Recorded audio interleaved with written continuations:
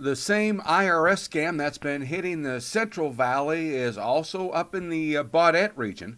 This in from the Northern Light Region newspaper. The Lake of the Woods County Sheriff's Office is warning residents not to be taken in by callers who identify themselves as Internal Revenue Service representatives and demand money for taxes owed to the IRS.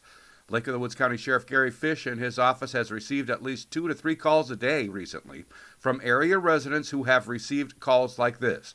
During the calls, the scammers will tell the residents they owe money for taxes and that the police are on their way to arrest them for the money owed. The caller either demands money sent to them or personal information so they can obtain access to the resident's credit card for a bank account. Scammers often alter caller ID numbers to make it look like the IRS or another agency is calling. The callers use IRS employee titles and fake badge numbers to appear legitimate.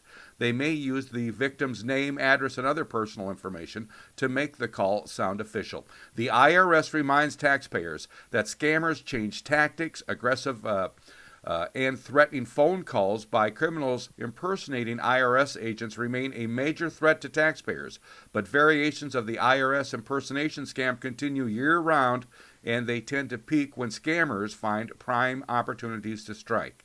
These scams seem to come in waves, said Lake of the Woods County Sheriff Gary Fish, noting this is not the first time callers have used this method to target local residents.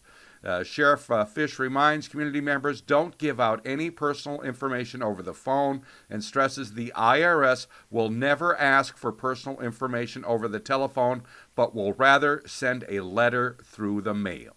I'm Neil Carlson reporting for PageOnePublications.com.